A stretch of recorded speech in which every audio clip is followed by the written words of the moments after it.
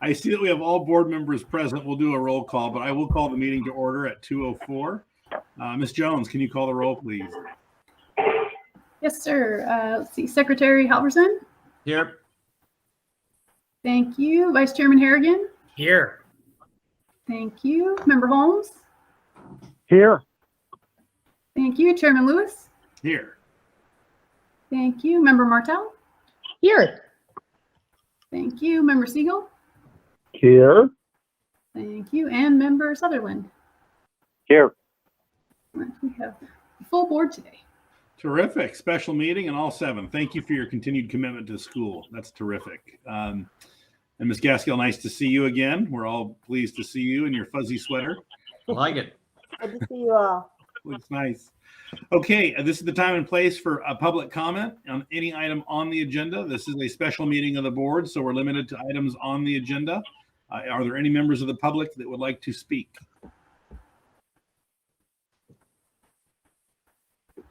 I do not see anything in the chat, and no one has contacted me.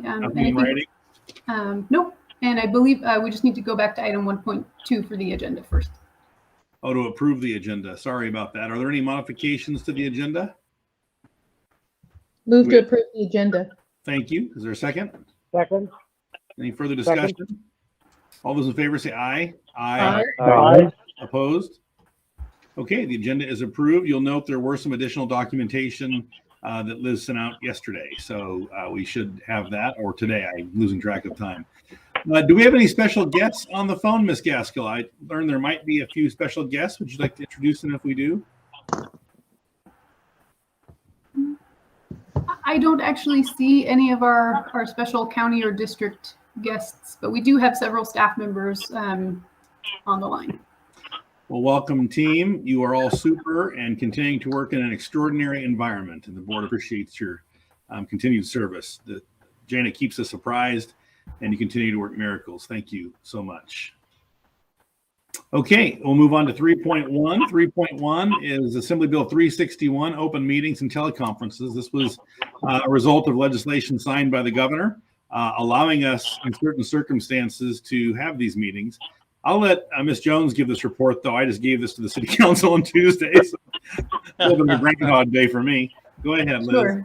Sure. And I know several of you are already familiar with this in your other capacities on boards and things like that. But as you know, we have been meeting via teleconference for a long time now because of COVID and the pandemic, and continuing to ensure the safety of all of you as well as anyone who would attend from the public.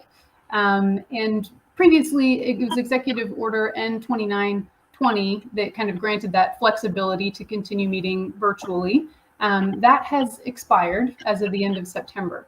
And instead, we now have a new piece of legislation, which is Assembly Bill 361, which set forth a little bit different requirements to allow boards to continue and legislative bodies to continue meeting virtually during the pandemic or other states of emergency. If it's determined that meeting in person would potentially pose a threat to the health and safety of attendees and board members and members of the public.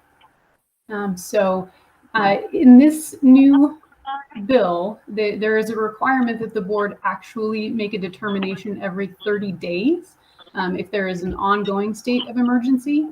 And so this will also show up on our next regular meeting agenda on November 6th for you all to discuss in more detail at a meeting when we have more time. But for now, in order to continue holding meetings via teleconference, including the November 6th meeting, the board would need to adopt some findings of the current state of emergency and the potential, for risk of health and safety to attendees and things like that. So at this time, we're proposing that the governing board adopt the findings here at the bottom regarding an ongoing active state of emergency existing within the jurisdiction, and that meeting in person would present some risks to health or safety, and that the roads education public meetings should continue to utilize the flexibilities to meet via teleconference for at least the next 30 days. Any questions of staff? I have a couple of questions. Do each of the counties have similar memos, or is it just San Diego? They do. We have received several memos from our charter support organizations as well as counties. This was just one that I felt was fairly succinct to share with you all. So I just chose one instead of kind of overwhelming you with a bunch of different ones. Oh, very good. And then, assuming down the road that we determine that there is no longer a state of emergency, will we still have the ability to have some members attend by teleconference? Yes, so we would revert to the traditional Brown Act requirements regarding teleconference meetings, which would mean that from any location that a board member is participating from, even if it's a home, a residence or some other location, that members of the public would be required or allowed to participate in person at that location.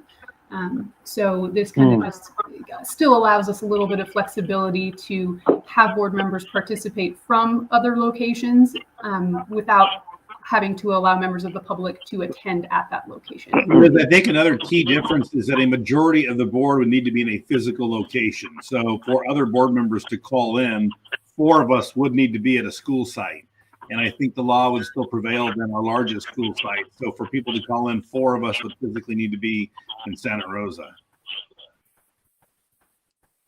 Thank you. Mm-hmm. Question. When does the 30 days start? If these findings are adopted today, it would be effective for the next 30 days. And so on the agenda for the November 6th meeting, we have a more lengthy item to discuss a potential schedule of brief meetings to do this evaluation at least every 30 days. The reason I asked that question is in the next 60 days or 70 days, we've got 2 major holidays, and those are generally not good times when it comes to exposure, and wondering how that might affect the scheduling of our board meetings. Well, our next normal board meeting in November will be this way, or if some of us want to be in person, you'll have that option. We'll discuss that at the end. And then we would have very short meetings of this nature through the end of the year, I would anticipate, at least until there's major changes in how our students and teachers are going to school. But I think as long as we have mask requirements and other things in our educational environment, these would probably, I think we can make those findings.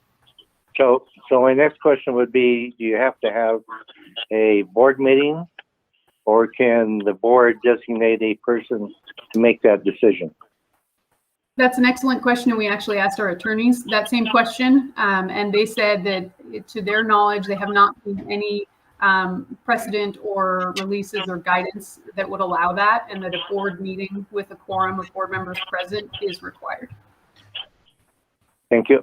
Our city attorney had the same conclusion. Other questions? Good questions. Are there any members of the public that would like to speak on item 3.1? Any correspondence, Ms. Jones, on 3.1? No, none at this time. Okay, then I'll entertain a motion that the board finds that these conditions exist. Tom moves.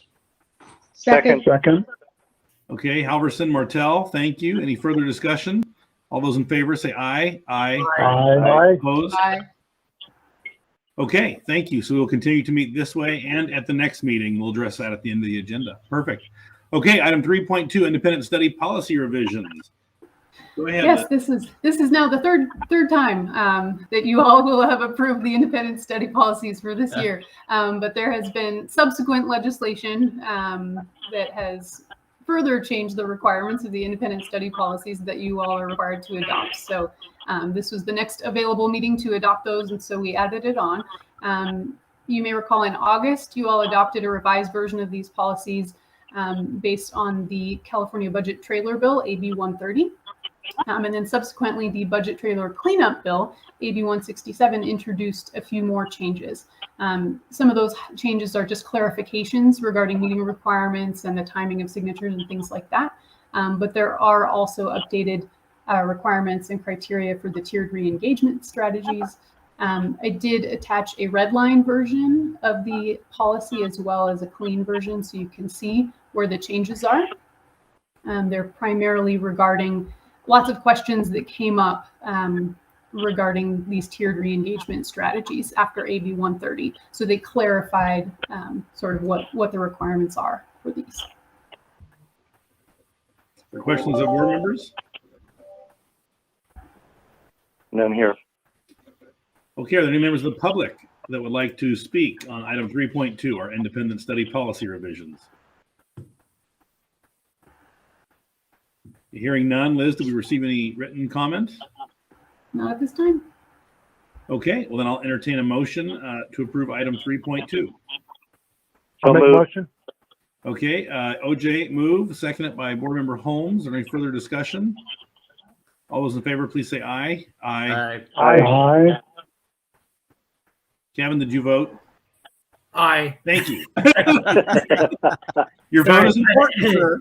Your vote. Jim is watching, man. Jim, Boy, it Jim, doesn't, you're totally watching. Pool furniture doesn't- being delivered as we speak. Well, at It- least you it know I doesn't- noticed you and your vote is important. Sorry, the doorbell rang and Joel's at work, and I need my accent table next to my new chaise lounges. Tough life. Wow. Oh, you so, Goodness. All right, that motion carries. Item 3.2, independent study revisions are approved. We'll move on to 3.3, 4, 5, and 6. These are the ESSER 3 plans. This is the COVID emergency funding for all of our sites. Liz, go ahead. All right, so as you know, we have been eligible for several streams of revenue that have come through related to COVID, and this is just one of them. So you may see there's a little bit of duplication in some of these services and things that we have planned, and that's because a lot of the funding sources are eligible to, cover sort of a lot of the same types of things, but we want to make sure that we're planning our expenditures wisely and kind of ensuring we have the timing planned as well. Some of the funding streams have shorter timelines than others. This one, ESSER 3, is a federal funding source from the American Rescue Plan Act, and it has one of the longer funding timelines. We are allowed to expend these funds through the end of 2020, September 2024, I believe. And so we have some of these expenditures that you'll see in the plans here are correlated to some of our other plans, such as our LCAP and the Expanded Learning Opportunities Grant.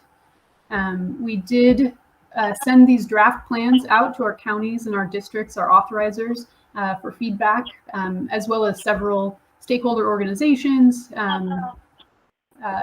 organizations that advocate for certain student groups, such as students with disabilities and English learners, and several different types of student groups. And we did receive some feedback that encouraged us to make some edits. So you'll see in the document materials, there's also a revised redline version, so you can see what those are. And as you go through each of the plans, the actions in each one are fairly similar. The first section is related to COVID-19 health and safety.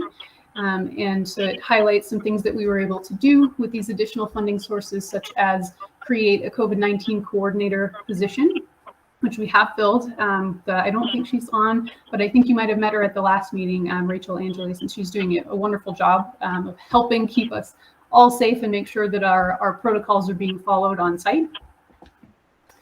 So funding that position is critical at this time, and it will be funded by ESSER 3 not this year, but in the next 2 years. We also have several strategies. One major focus of these funds is to ensure that we're addressing the learning gaps and sort of learning disruptions that were caused by school closures and everything like that related to the pandemic. One of the areas that we've seen kind of the largest stagnation is in reading and literacy. So there's a special focus on reading and literacy, and this also allowed us to hire a full-time reading and literacy specialist to kind of help target those student needs and get students back on track now that we are allowed to meet for in-person instruction and provide those services. We also have beefed up our staff of instructional aides to assist our teachers more and give more face-to-face one-on-one time for each student, so they have more opportunities to get one-on-one assistance.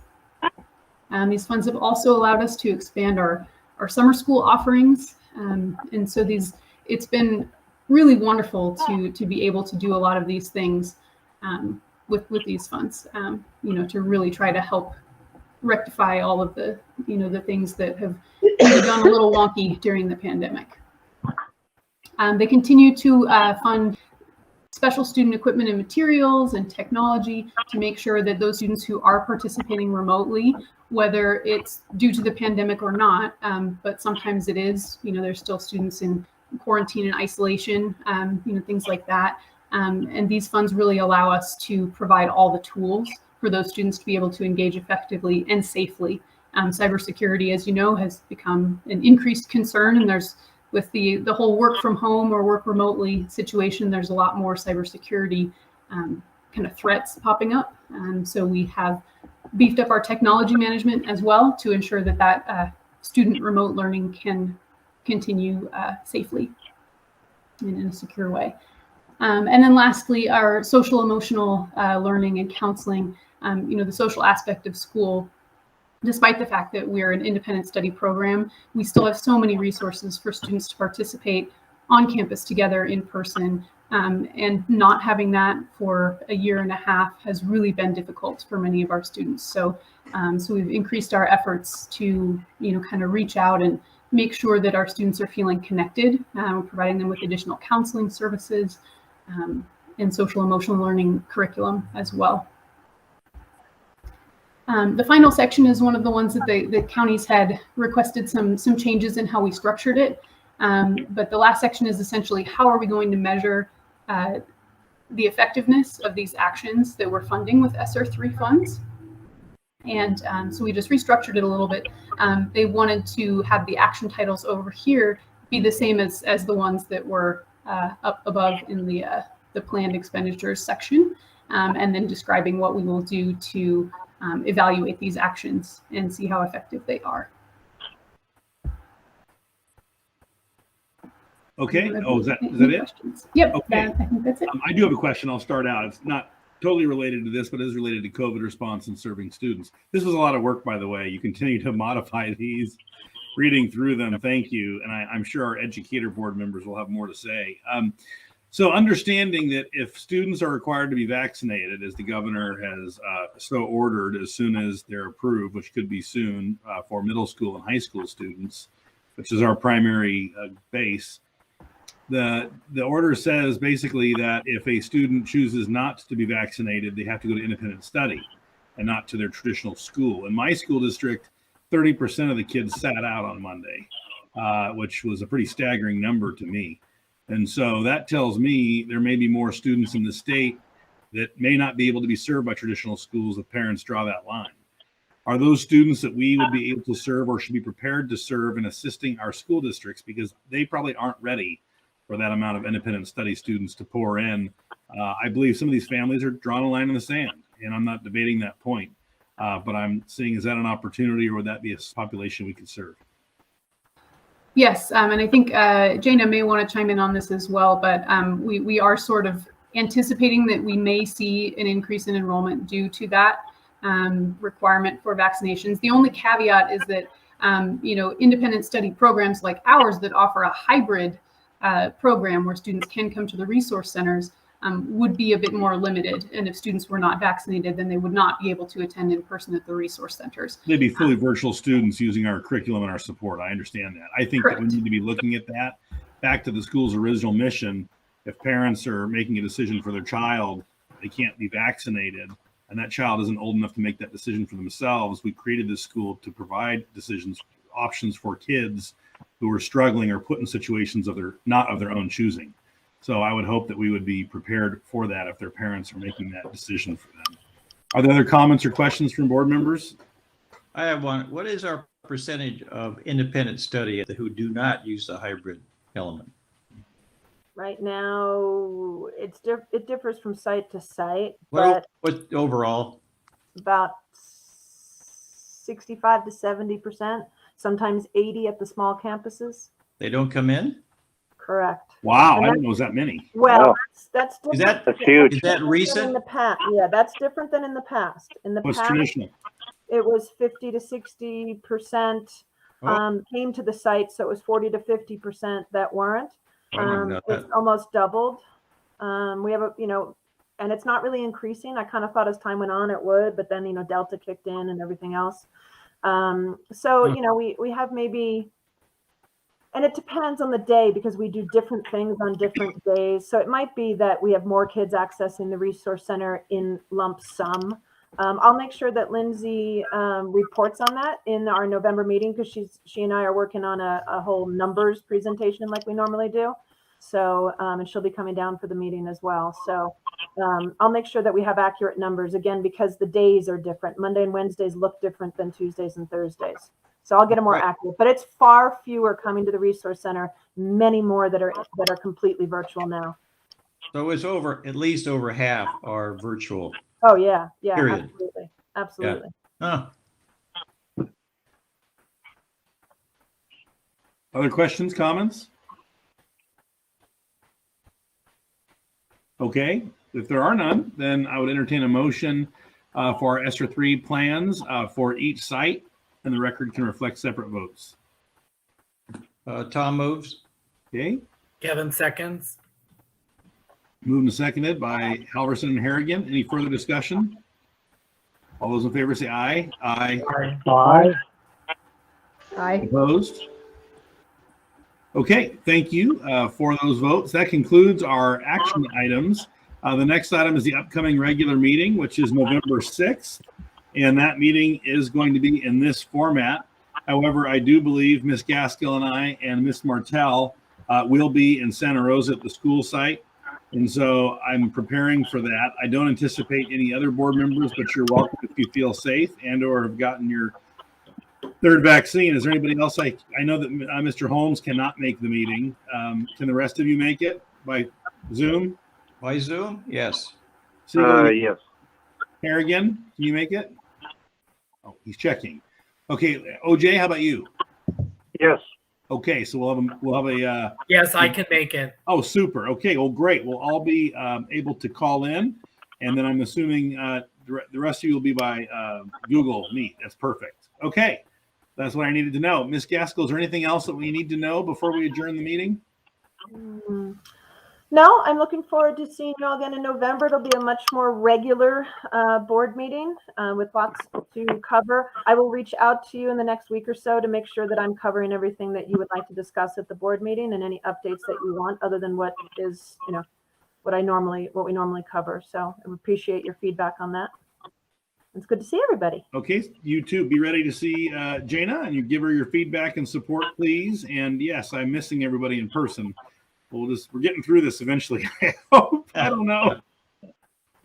All right, take care, everybody. This meeting is adjourned. Thank you. All right. See you guys. Good. Thank you. Good to hear